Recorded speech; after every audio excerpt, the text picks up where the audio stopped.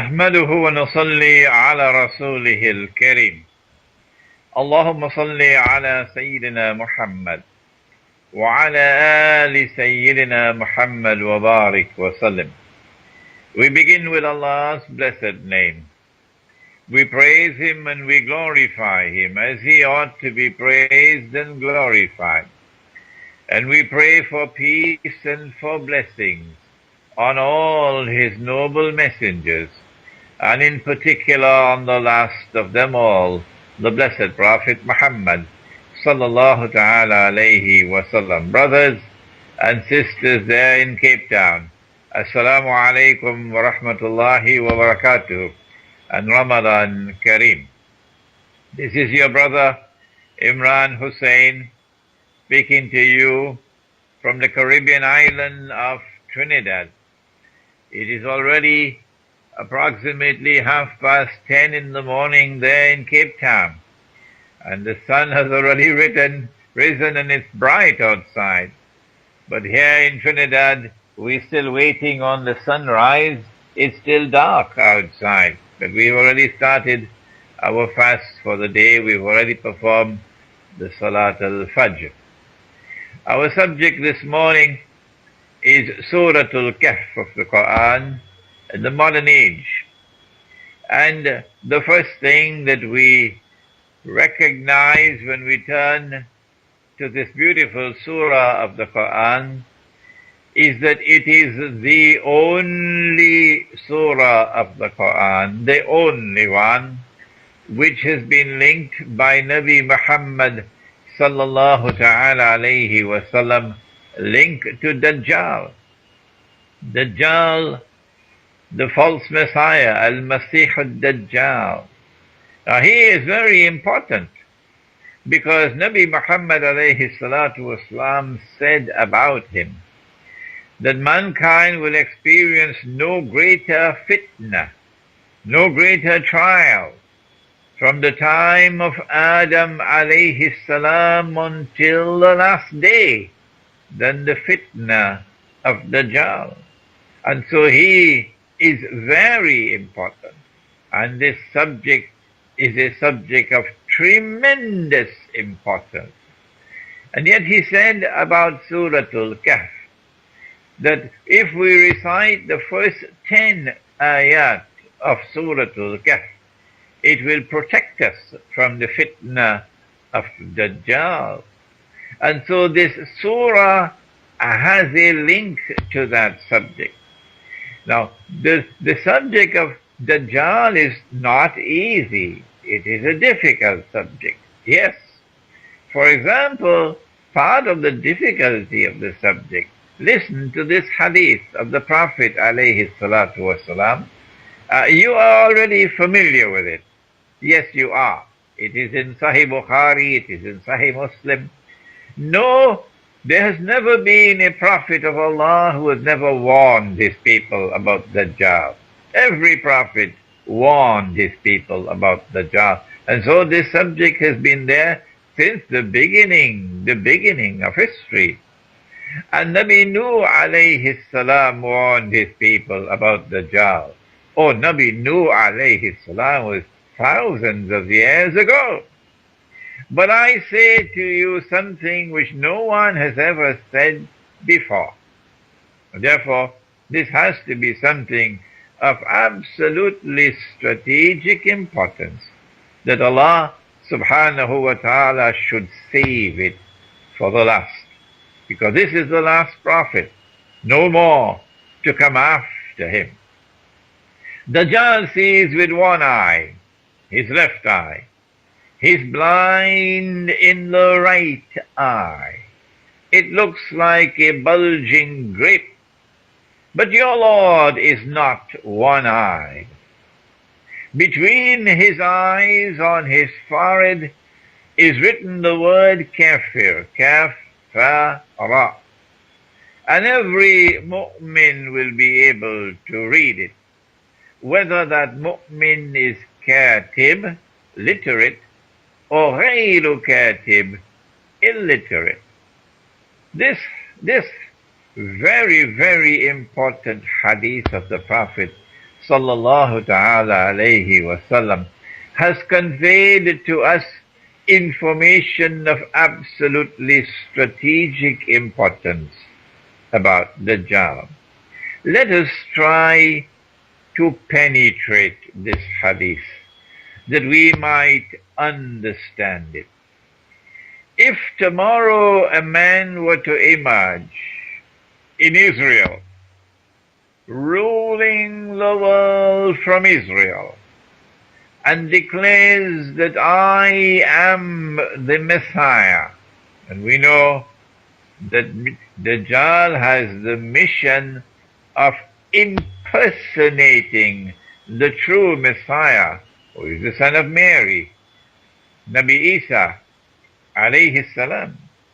But if tomorrow a man stands up in Jerusalem, ruling the world from Jerusalem, and declares that I am the Messiah, and we suspect that no, he is Dajjal, but when we look to his eyes, we see that he sees with two eyes. He is not blind in one eye. Shall we reject him?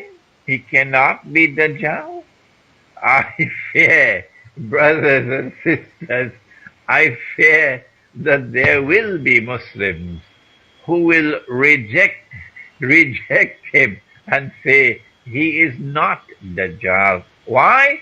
Because he sees with two eyes. And the Prophet said, alayhi salatu wasalam, the Dajjal will be blind in one eye. Well, then let us look to see the reality of this hadith, to penetrate its meaning. If every mu'min will be able to read the word kafir on his forehead, well then why can the kafir not read? That is the question. It is a pertinent question. It is a legitimate question. So we send the kafir, Abu Lahab for example, we send him to the eye specialist to have his eyes examined. Why can he not read what all the believers can read? Is there something wrong with his eyes? And the report comes back from the eye specialist that his eyes are perfect. There is nothing wrong with his eyes. Well then, why can he not read what the believer can read? There can be only one possible answer to that question, and that is that when the believer reads the word kafir on the forehead of Dajjal, he is not reading with these eyes that we have on our faces. Or do we have any other eyes beside these eyes? That is the question. And of course, you there in Cape Town, my beautiful audience, my brothers and sisters, you already know the answer. But the people at the universities don't know the answer. They believe that these are the only eyes that we have. And so they believe that knowledge comes only from external observation and rational inquiry. This is their epistemology. But we have a different epistemology. Allah speaks in the Quran, in Surah Al Hajj, and He asks, بعد أعوذ بالله من الشيطان الرجيم, أفلم يسيروا في الأرض, will they not travel through the earth? Perchance that their dead hearts might come alive. فَتَكُونَ لَهُمْ قُلُوبٌ يَعْقِلُونَ بِهَا أَوْ آذَانٌ يَسْمَعُونَ بِهَا فَإِنَّهَا لَا تَعْمَى الْأَبْصَارُ وَلَكِنْ تَعْمَى الْقُلُوبُ الَّتِي فِي صُدُورِ. Will they not travel through the earth? Perchance that their dead hearts might come alive. Do they not have? They have eyes, but they do not see. Will they not travel through the earth so that their dead hearts might come alive? So that with their... For it is not their eyes which are blind, says Allah, but the hearts which are in their chest. That is what is blind. And so from this beautiful verse of the Quran, we know that we have a different epistemology from Uncle Sam, a different epistemology from modern Western civilization that has now embraced all of mankind in its dangerous epistemological embrace. We know that the heart can see. We know that the heart can hear. And so when the believer reads the word kafir on the forehead of Dajjal, he is reading with heart which has faith in it.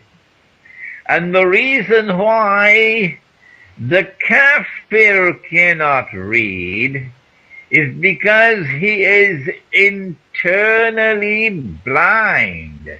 He has only external sight. And so now it is clear as daylight to you, my audience, that this is a hadith which conveys a message in a manner which is symbolic. Yes, it is. When Dajjal sees with his left eye, the left eye symbolizes external sight. When Dajjal is blind in the right eye, the blind right eye symbolizes internal blindness. And so all those who are embraced by Dajjal would be reduced to internal blindness. Does Surah Al kahf of the Quran address this subject? We today live in the age of Dajjal. Oh yes, we do. Indeed, the signs are clear that Dajjal is approaching the end, the culmination of his mission. I personally believe that we probably have to wait just another 20 or 30 years. I may not live to see it, but many of you sitting there listening to me might live to see that day when Dajjal will culminate his mission, when he will stand in Jerusalem ruling the world from the state of Israel, which has replaced the United States of America as the ruling state in the world. And Israel has established Pax Judaica, which has replaced the present Pax Americana, which itself replaced the previous Pax Britannica. And Dajjal will then proclaim himself, I am the Messiah. At that time, you would then see Dajjal in person. But Dajjal has already been released by Allah subhanahu wa ta'ala. And he is in a dimension of space and time where we cannot see him. Can we see the angels? No. But there is no one sitting there in Cape Town who would deny that the angels are here right around us. Can we see the jinn? No, we cannot. But there's no one sitting there in Cape Town who will deny that we have jinn all around us. Similarly with Dajjal, he is here. And indeed, he is the mastermind who has brought the modern world into being. He is the mastermind who created modern Western civilization. He is the mastermind who has created the political warfare that we now experience, the economic warfare that we now experience, the monetary warfare that we now experience, the climatic warfare that we now experience. Pakistan is facing the brunt of it. The environmental warfare that we now experience, warfare in the corruption of food, warfare in the disappearance of water, warfare in the entertainment industry, warfare particularly with women who are now parading the streets.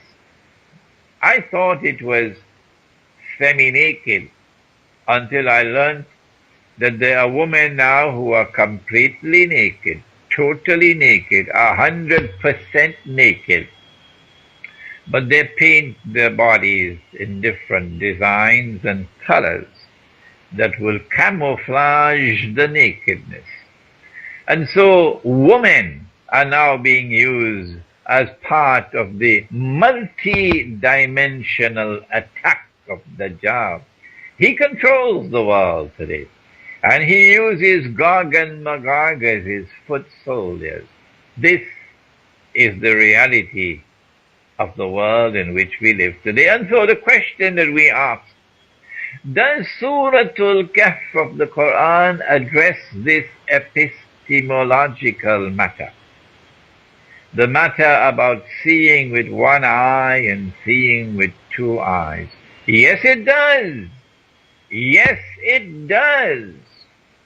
Perhaps the most important passage in the whole Quran explaining to us reality today is the passage in Surah Al kahf of the Quran which tells us of the encounter between Musa alayhi salam and Khidr alayhi salam.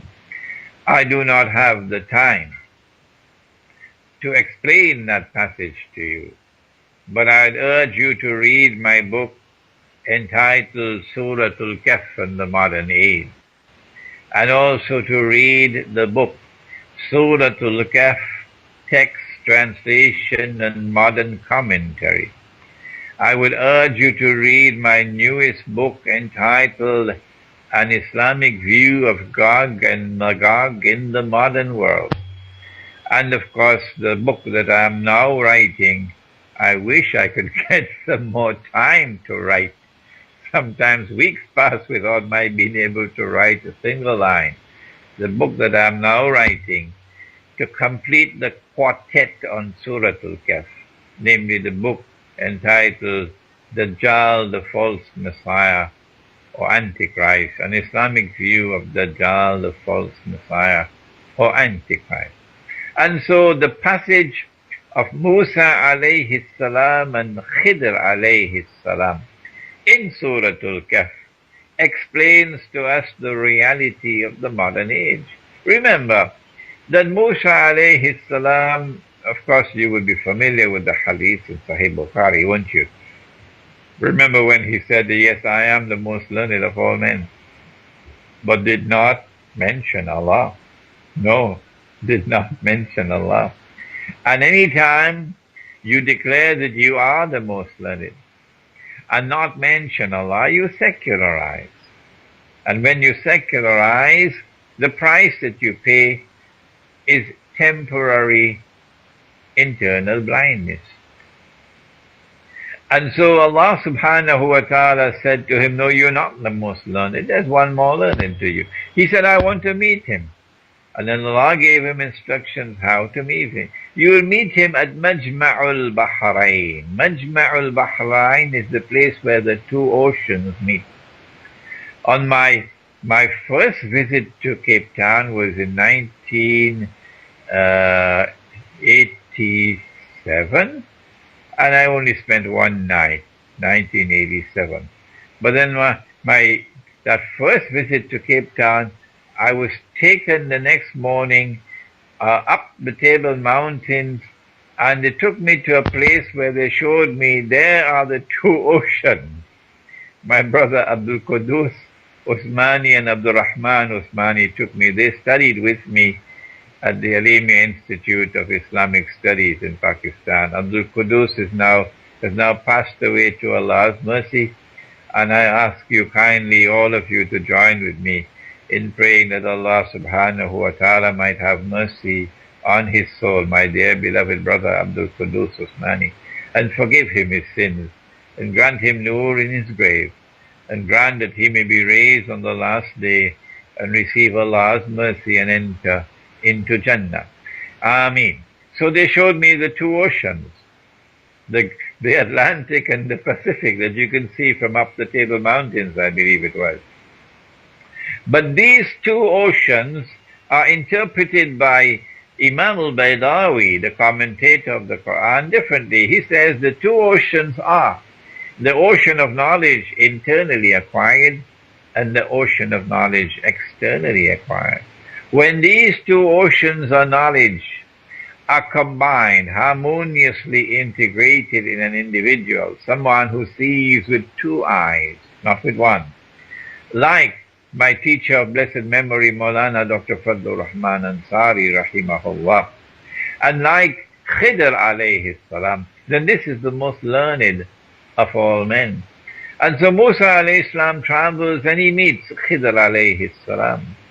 And they travel together and three events occur. And on all three occasions, Musa alayhi salam, judging on the basis of knowledge externally acquired, is wrong.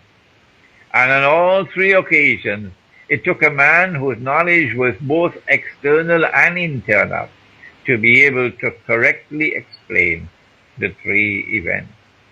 This is the mother of all warnings of the world in the age of Dajjal, which is the world in which we live today, is characterized by this difference between appearance and reality.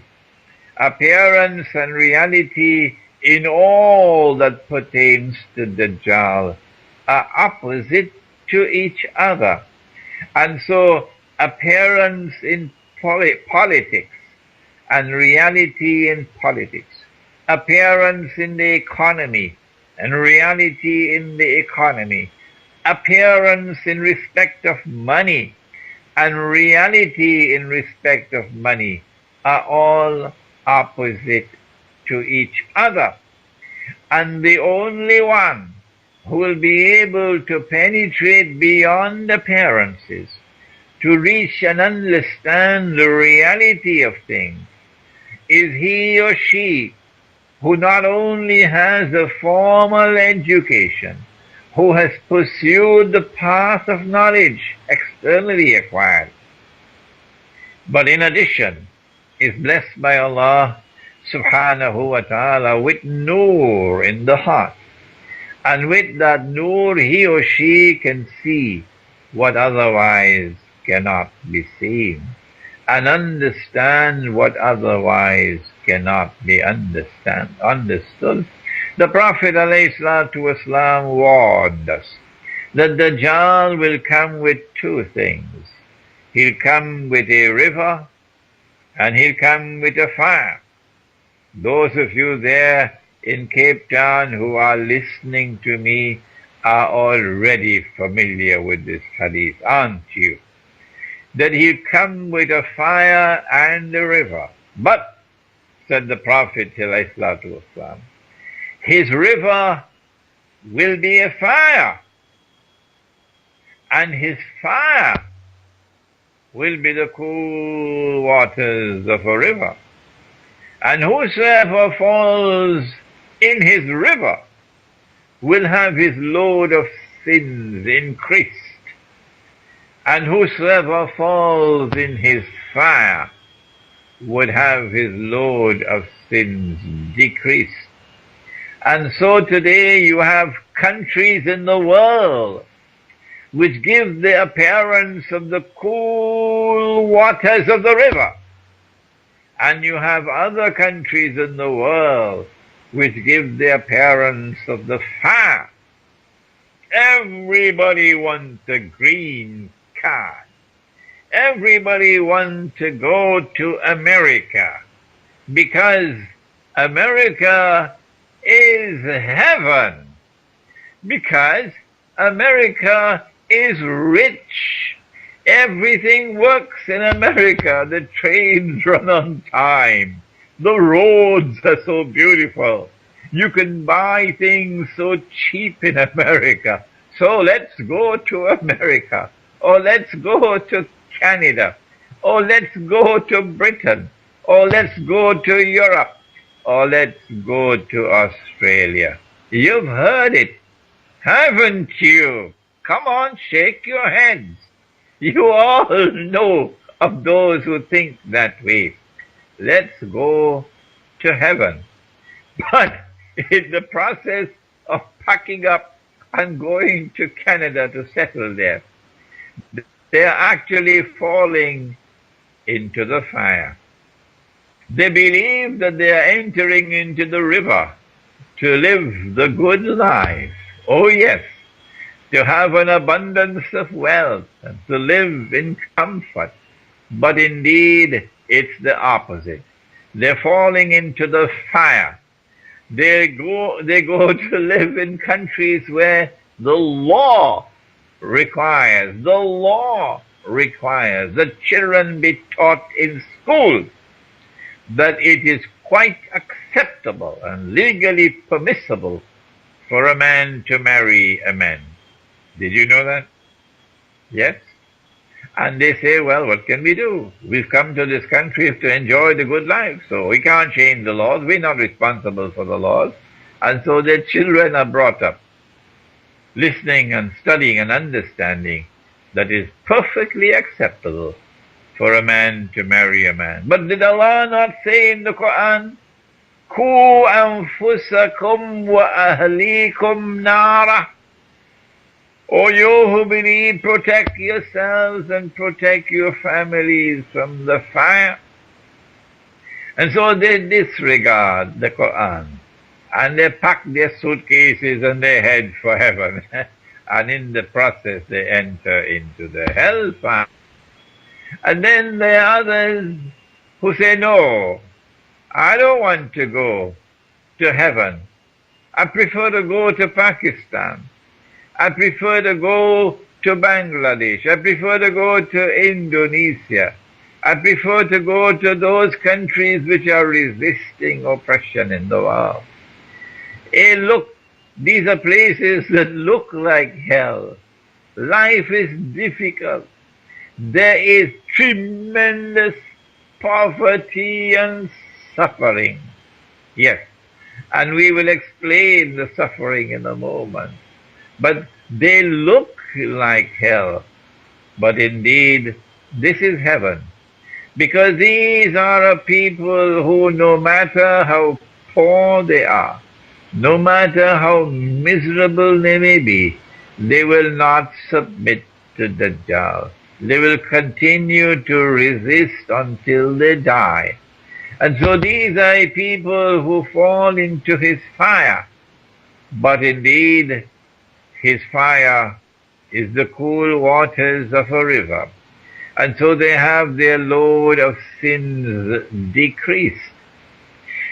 Here is Surah Al kahf of the Quran, giving us an epistemology with which to be able to understand politics, and understand economics, and understand monetary economics, and understand the climate in the world today, understand entertainment in the world today. All these things we understand through Surah Al kahf of the Quran.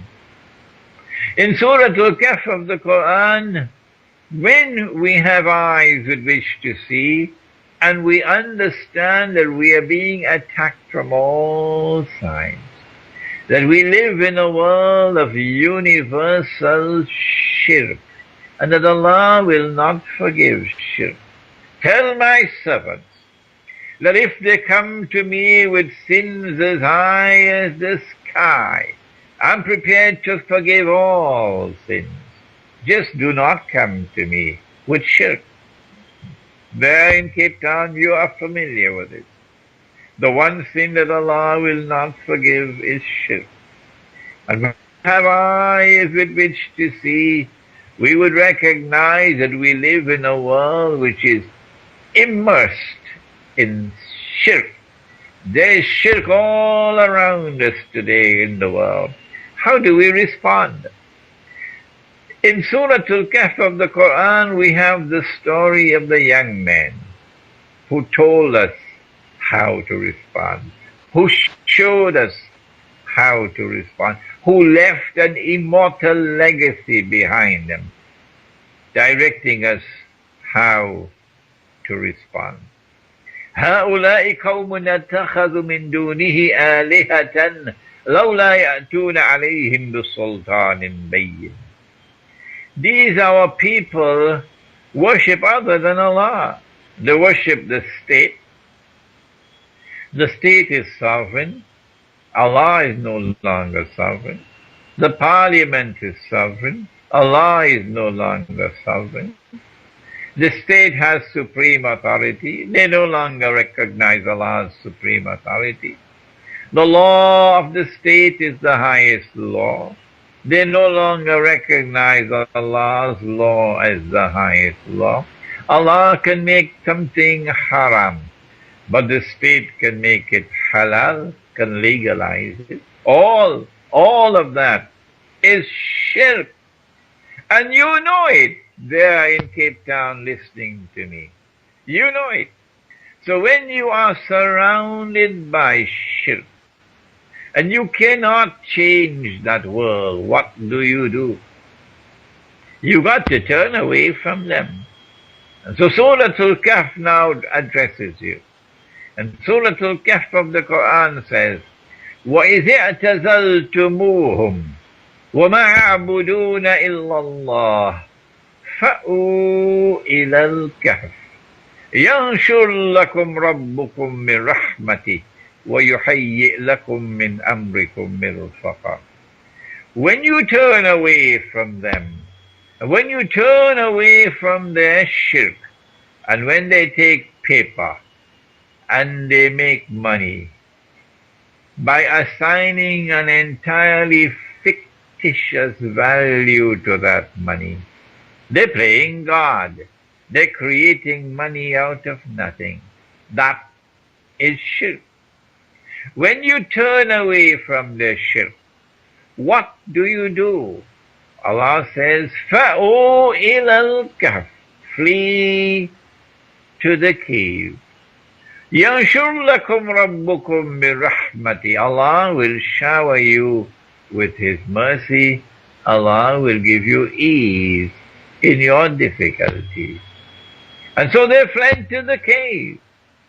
And when they fled to the cave, Allah protected them while the storm was blowing outside. That evil storm was blowing outside. Allah protected them by putting them to sleep. That's where we are today as an ummah. Since the Khilafah was destroyed, we are in a state of sleep until Allah subhanahu wa ta'ala chooses to destroy Gog and Magog.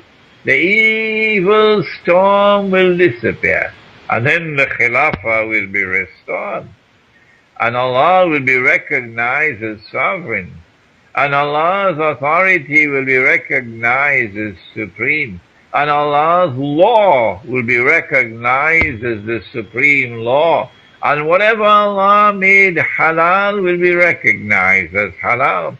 And whatever Allah made haram will be recognized as haram. What a wonderful world remains to appear tomorrow.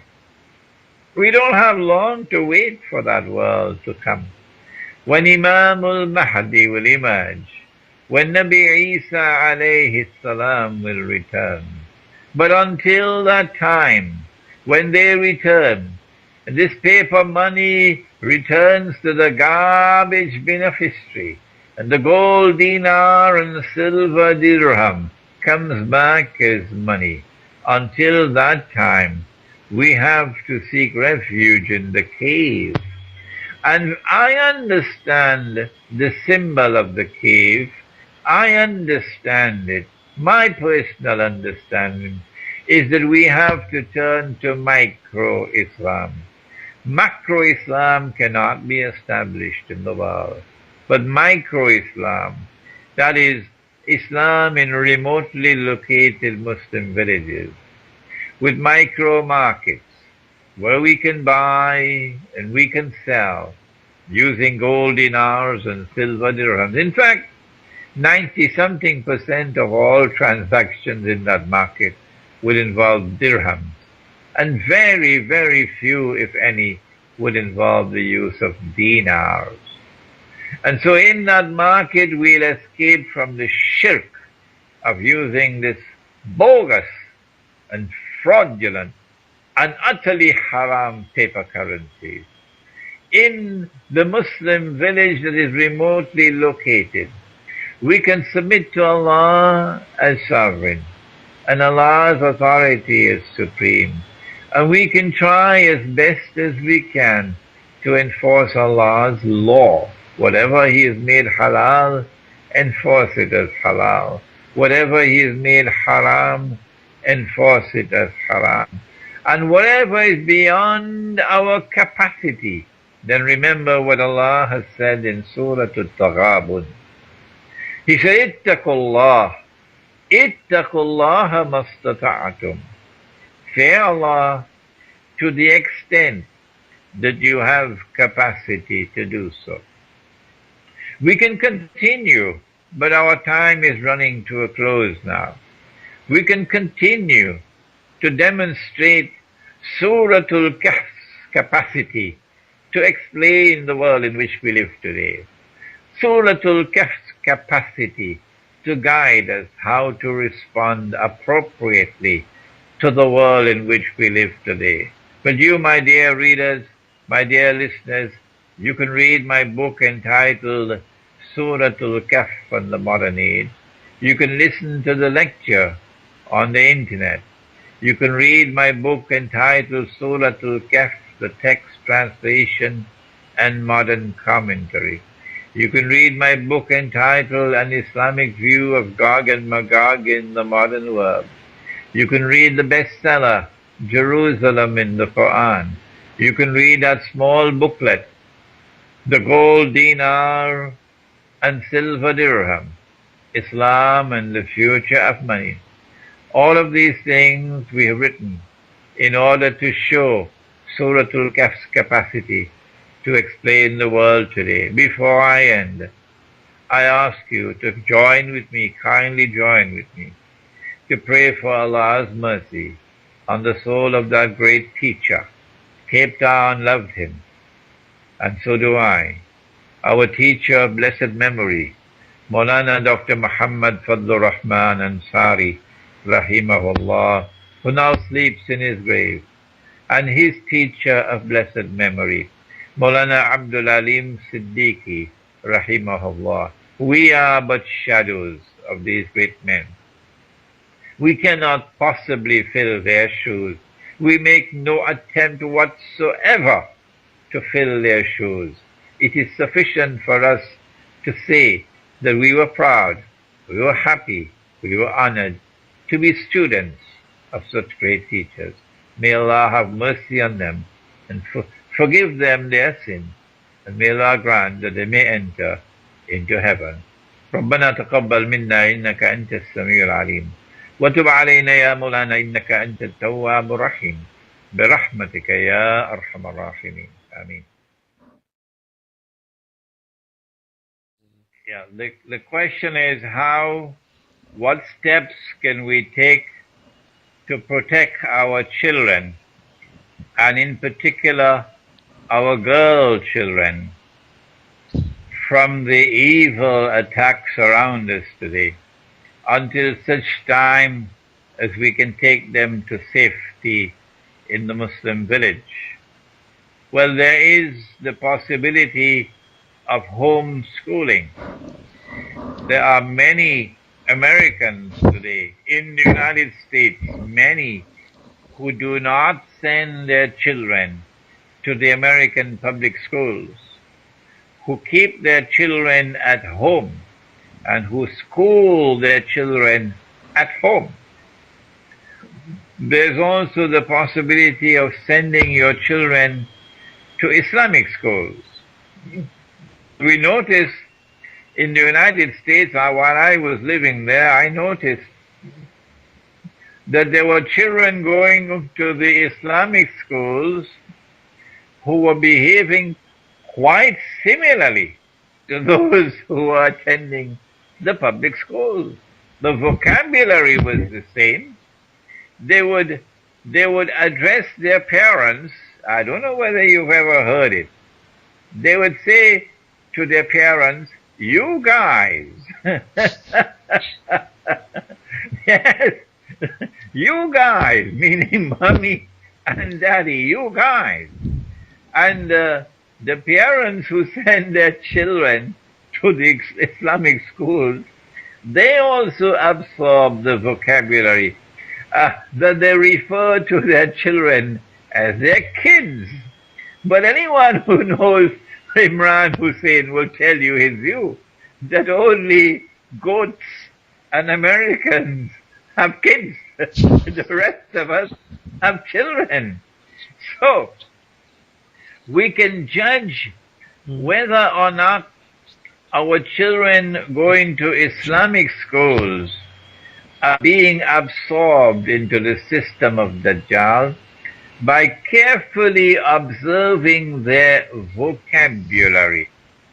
One of the signs of absorption into the system of Dajjal is your vocabulary, that you pick up and you use the language that he creates, which are symbols of his way of life. Then also there is vocabulary that suddenly disappears from when your child no longer says Insha'Allah, when your child is uncomfortable when in public to say Insha'Allah, your child is uncomfortable in public to say Subhanallah, MashaAllah, Astaghfirullah, you know that your child is being acculturized, becoming part and parcel of the Dajjalic way of life. Then there is another yardstick, measuring rod, by which you can measure whether your children are still your children or they are now under the control of Dajjal. Take a look at the way your children dress. You know my views, that we now have in the world the biggest Jamaat of all is the blue jeans Jamaat. You know that. Everybody wants to have a blue jeans. And if your daughter or your son don't have a blue jeans, they're going to rebel against you. The blue jeans for me symbolizes Dajjal's control over your apparel, your clothing. And when your daughter insists on wearing clothing which is revealing rather than concealing, when your daughter insists on you wearing clothing which is tight-fitting and revealing rather than loose-fitting and concealing, you know you're dealing with Dajjal, and it's time to get out. Get out.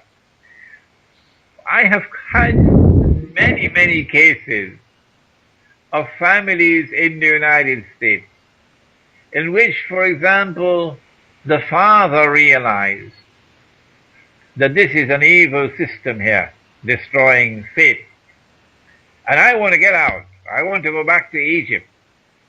And guess what? His wife says to him, you can go. We're staying here.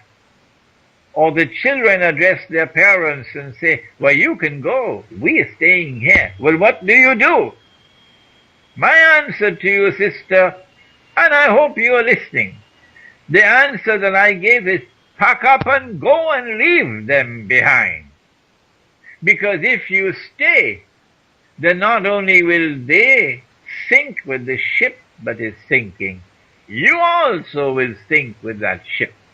When you know a ship is sinking, you can see it sinking. You know that nothing that you can do would prevent it from sinking. Then take yourself and take your family, take your children off that ship. And if they do not want to get off the ship, you get off the ship and leave them behind. Any more questions? Yes, Maulana. One of the brothers wants to know what is your view on the floods in Pakistan? I made mention, the question is, what is my view about the monstrous floods in Pakistan? I think we are now seeing the beginning, and there's much more to come, of evidence of climatic warfare. The earthquake in Haiti, the tsunami of Indonesia, the volcanic eruptions in Iceland, the floods in Pakistan, and so many other things that are happening are all evidence, I believe, of a new dimension of warfare, namely climatic warfare. We are ourselves the authors of our own misery, in that when Allah created us, He created animals to be used for transport. As long as we use horses and camels and mules, donkeys, they never polluted the environment, never did so. As long as we use ships with sails, they never polluted the environment. And so the world could have lasted thousands and thousands and thousands of years. The rivers will still remain clean.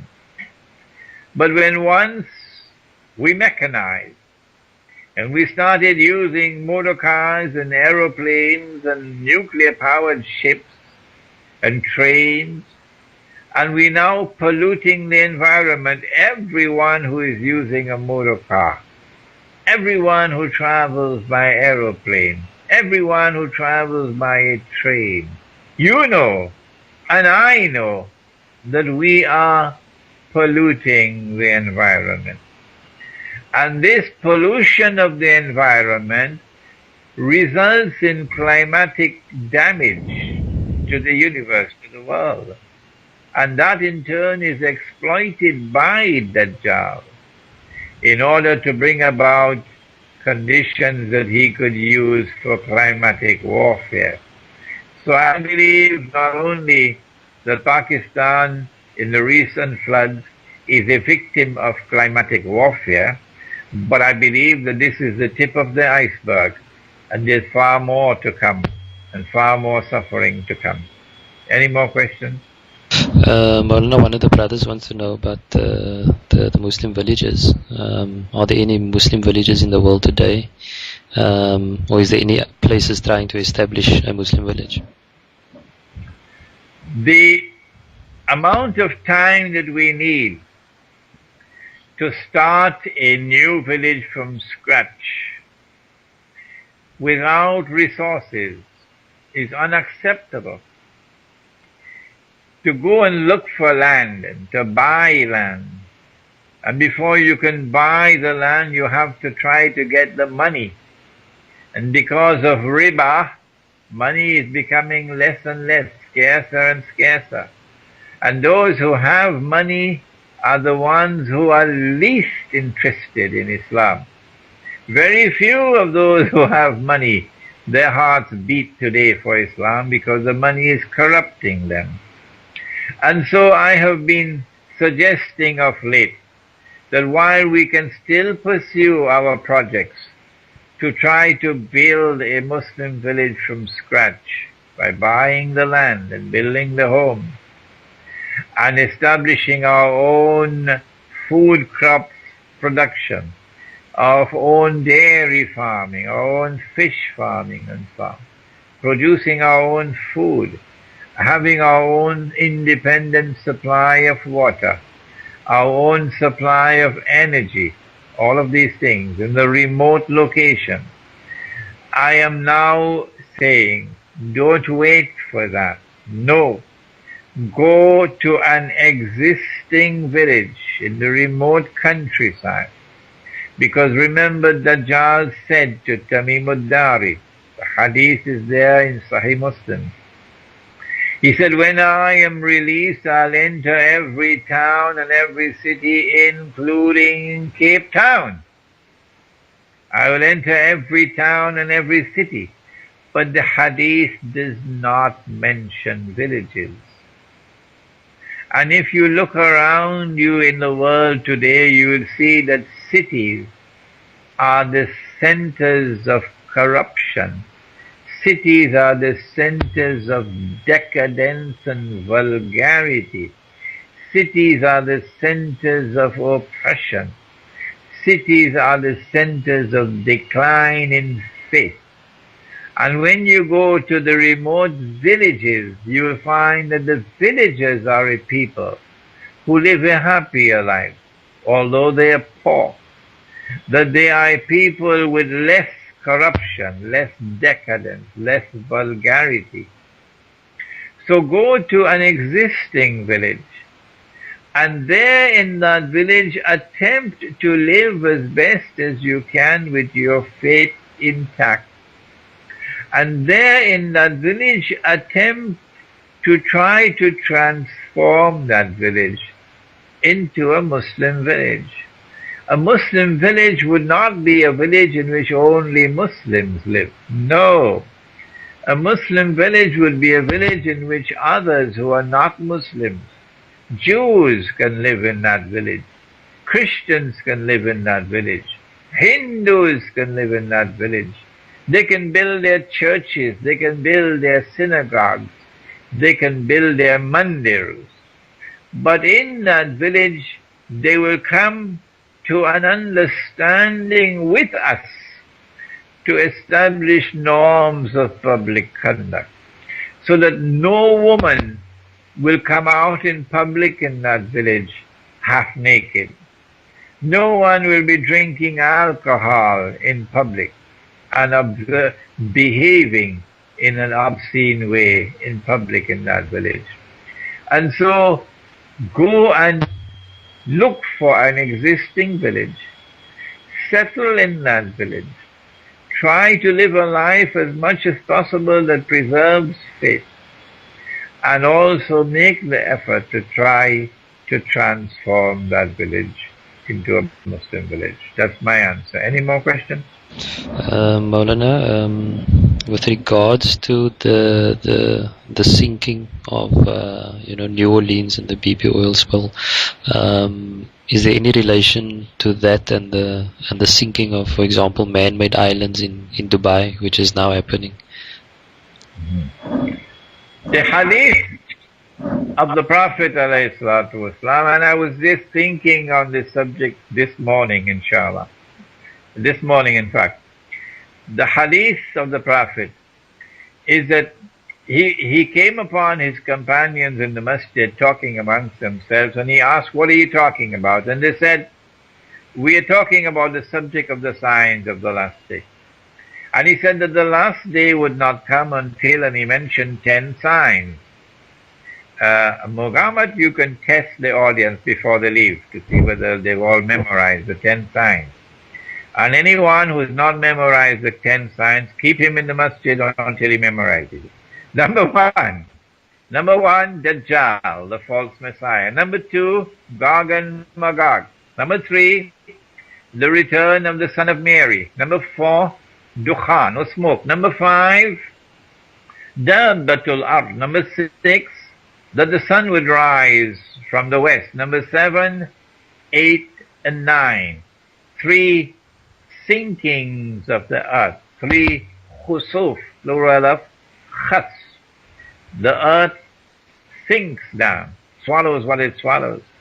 And number 9, number 6, 7, 8, and 9, 3 sinkings of the earth, one in the east, one in the west, and one in Arabia. And number 2, that a fire will come out of Yemen and drive people to their place of assembly, which is Arafat.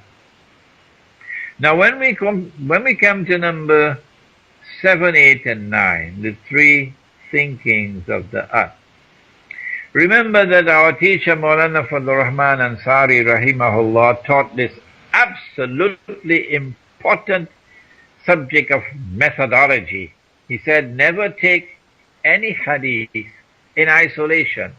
Never take any verse of the Quran in isolation to seek to derive meaning from it. Because you can be wrong. You can be right, but you can also be wrong. And so we have to take all the 10 signs together to understand the 3 sinkings of the earth. When we take all the 10 signs together, then the Quran tells us, وَإِنَّهُ لَعِلْمٌ لِلسَّاعَةِ. And surely he, Nabi Isa alayhi salam, there is no dispute over that. All the commentators of the Quran are in agreement that the pronoun he stands for Nabi Isa alayhi salam. That surely he, Nabi Isa alayhi salam, is the ilm, ayn, lam, mim, the ilm of the sa'ah, of the last hour. Meaning that the knowledge of the last hour is a subject which has a key. And the key is Nabi Isa alayhi salam. The key is the return of Nabi Isa alayhi salam, the ilm. So if you want to understand the 10 signs, you have to integrate all of them with the subject of Nabi Isa alayhi salam. But the word, the Quran did not come down with punctuation. No. We are the ones who gave it that punctuation. And the word ayn, lam, mim can be pronounced in 2 different ways. It can be pronounced as ilm, which is knowledge, but it can also be pronounced as alam, which is a sign. And alamat is signs. So the verse of the Quran speaks and tells us not only that Nabi Isa alayhi salam is the ilm or the knowledge of the hour, but also the alam or the sign of the last hour. So the 3 thinkings of the earth would be events that are connected with the return of Jesus alayhi salam. And the subject of the return of Jesus alayhi salam is intricately linked with the advent of Dajjal. The Dajjal will have to emerge and would have to impersonate the true Messiah. And so it is possible, remember my use of the word possible, that the 3 thinkings of the earth would not be natural events, but rather part of the climatic warfare could result in 3 thinkings of the earth which are artificially induced. If I am correct, then the first thinking has already occurred, namely the tsunami off the coast of Indonesia. And that tsunami could very well have been triggered off by an underground nuclear explosion on the floor, the bed of the sea. If I am correct, then there are 2 more to come, which would be artificially induced thinkings of the earth, one in the west and one in Arabia. I thought that perhaps the Gulf oil leak in the Gulf of Mexico might have been uncapable and may have resulted in an explosion of a tremendous amount of gas being released suddenly. And the release of the gas, sudden release, would have left a vacuum underneath the bed of the sea. And that would have resulted in a collapse of the seabed. And that in turn would have produced a tsunami which would have wiped out Florida. It appears now, although I have no way of confirming it, it appears now from the news reports that we are receiving that the oil leak has been kept in the Gulf of Mexico. But the damage which has been done to the environment, of course, still remains. If this is true, and of course we will know that it is true when we see no evacuation, mass evacuation of people from Florida and from the southern coast of the United States, then we know that yes, it has been kept now because there will be no tsunami coming. Then we have to look for the second and the third sinkings of the earth, one in the west and one in Arabia. I don't know when they will occur, but we must keep our eyes open.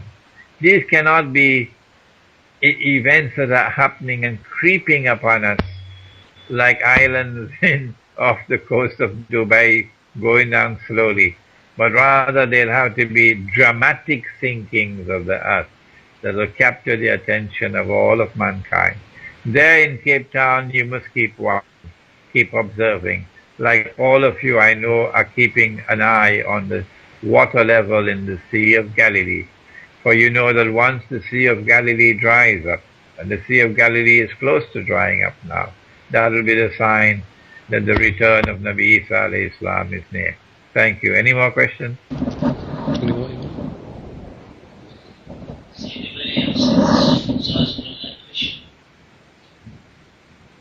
Anyone?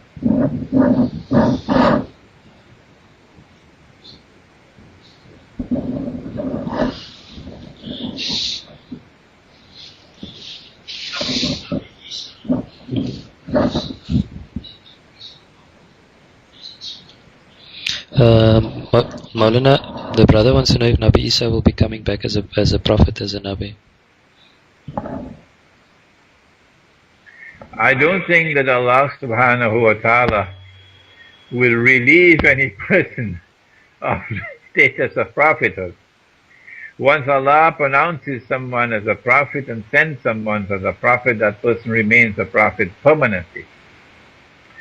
Whether Nabi Muhammad alayhi salatu wasalam is the last prophet or not, Allah has said to us that he is Khataman Nabiyeen, and he, the Prophet alayhi salatu wasalam, has said to us that he is the last prophet and there will be no prophet to come after him. These are his words. So if you want to know how can Nabi Isa alayhi salam return after Muhammad alayhi salatu wasalam has said that he is the last prophet, and you're therefore not prepared to accept the ahadith in Sahih Bukhari and Sahih Muslim concerning the return of Nabi Isa alayhi salam, you'll have to meet Prophet Muhammad alayhi salatu wasalam and ask him that question. Because all I can do to you, all that I can do for you is to convey to you what he has said. And what he has said is corroborated by the Quran. The return of Nabi Isa alayhi salam is corroborated by the Quran. If you read my book Jerusalem in the Quran, you'll see the evidence there. I don't have the time now, but if you give me 10-15 minutes, I can argue the case that Nabi Isa alayhi salam's return is based on verses of the Quran. Maulana, brother wants to know if you can shed any light on Freemasonry. Whether I can shed any light on? Freemasonry and its connection to the last age. No, there are other scholars who have devoted their lives to pursuing and researching Freemasonry and researching the Rotary Club and the Lions Club and the Illuminati and so on. Please leave Imran Hussein, leave him to devote his scholarship entirely to the use of the Quran and the Ahadith for explaining the world today, and allow other scholars to deal with these other subjects. Any other questions? Yes, Maulana, is there any relation between Dajjal and the jinn? Yes. Oh yes. There's a hadith in Kanzul Ummal in which the Prophet ﷺ is reported to have said, and you must have heard me quoting this hadith already in Cape Town. He said, وَيُبْعَثُ مَعَهُ الشَّيَاطِينَ, and they will be raised with Dajjal, shayateen. يُشَبِّحُونَ بِالْأَمْوَاتِ, and these shayateen, who are jinn of course, will assume the appearance of those who are dead. يَقُولُونَ لِلْحَيِّ, and having assumed the appearance of those who are dead, namely the jinn will appear as a human being. You won't know it's a jinn, eh?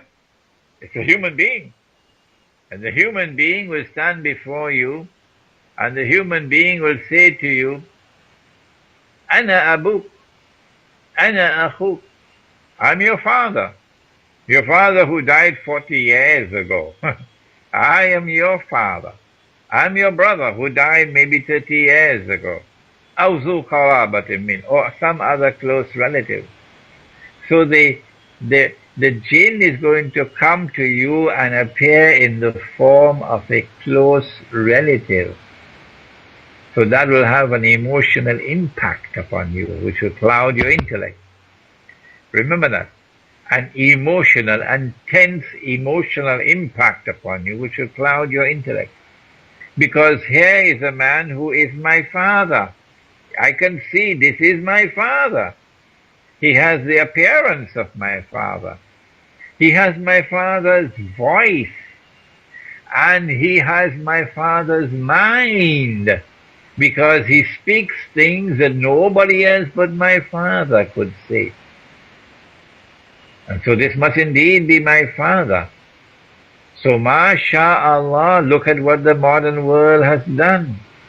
The modern world of science and technology began by cloning sheep. And then they cloned the human being, so you can go to a clinic and you can choose the baby that you want. You can see the face, you can see the features of your baby. You can know the color of his skin, you can know the color of his hair, all of these things. And then the baby is born and exactly as you've seen in the picture. That's the baby you've gotten. So they can clone human beings, state of the art, up to your desire, what kind of child you want. And now not only can they clone human beings, but they've gone one step further. They have brought the dead back to life. This has not as yet occurred, to the best of my knowledge. But the Prophet ﷺ prophesied that this will happen. And Dajjal will be doing it. And Dajjal will be using jinn to do it. Jinn who are kuffar, and therefore they're called shayateen. I don't think we have long again to wait to see the fulfillment of this prophecy. Any more questions? Okay, so another question coming, Maulana. Hold a second. You asked.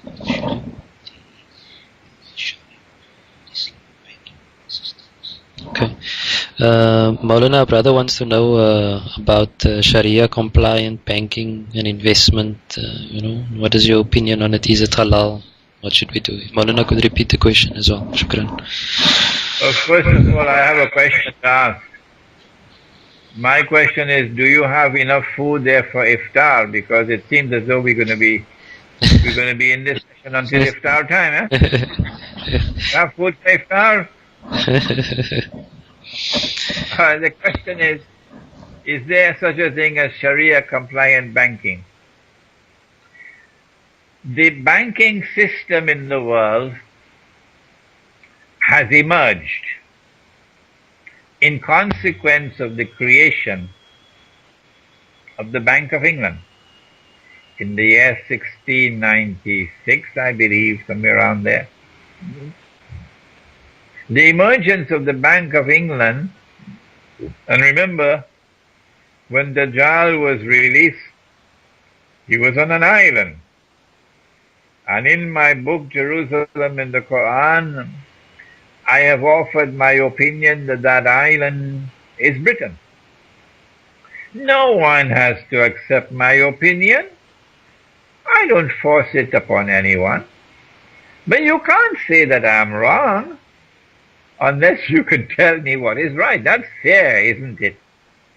So come forward and tell me, which island was it, if it was not Britain? Okay? So far no one has been able to convincingly demonstrate that I'm wrong. No one. It is from Britain, therefore, that Dajjal will commence his effort to eventually rule the world from Jerusalem. And it is from Britain that he began his effort to establish a banking system.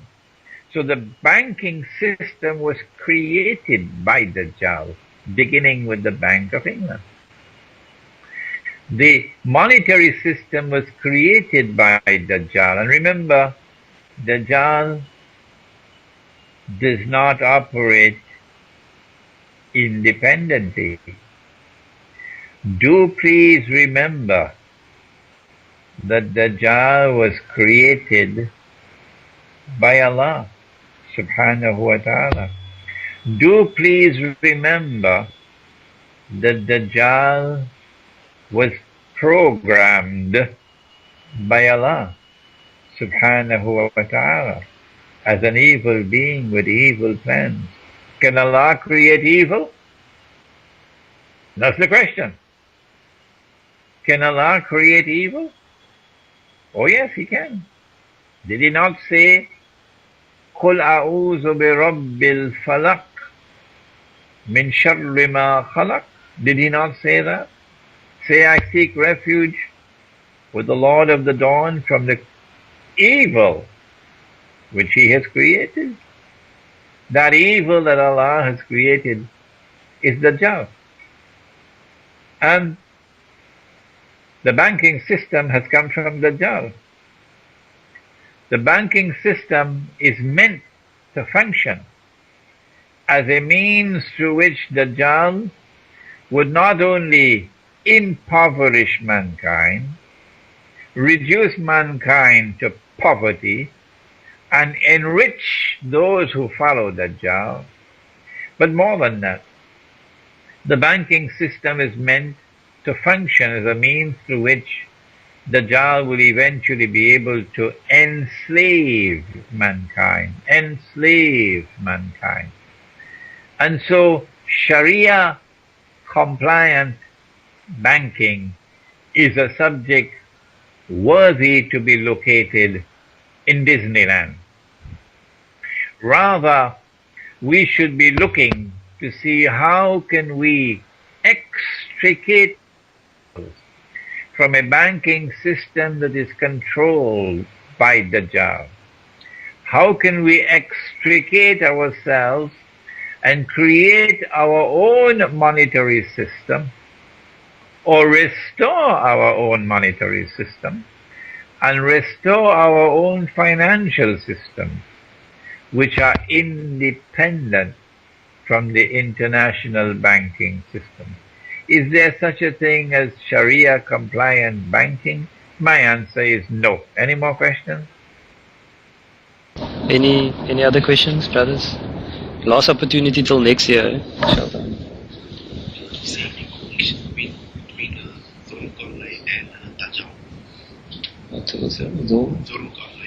And Dajjal. Maulana, I think we've got about 3 or 4 minutes left. Is the brother wants to know if there's any connection between Dhul Qarnayn and Dajjal. Well, first of all, let me remind my audience, and please take this answer of mine out to others, that when Imran Hussein gives an opinion, it is his opinion. No one is under any obligation to accept my opinion. Number two, when I give an opinion, Allahu Alam, I can be right, I can be wrong. Allah knows best. Only Allah does not make mistakes. I have made mistakes in the past. I never accepted anything that my teacher Maulana Ansari taught me, rahimahullah. No, nothing. I would first critically assess what he taught. Yeah. And only when I was convinced that he was correct, only then would I accept it. This is the standard I set for myself. And this is the standard I would like to commend to others as well. Not because it is Imran Hussein who has spoken, and he was a student of Maulana Fadlur Rahman Ansari. Does it mean that he is correct? Does it mean that we have to accept his opinion? No. Rather, when I say something, I would like you to critically assess it. Go and study the subject. And only when you are convinced that I am correct, only then do you accept what I say. Is there a link between Dajjal and Zulkarnain? Yes. The story of Zulkarnain is meant to take us to Gog and Magog.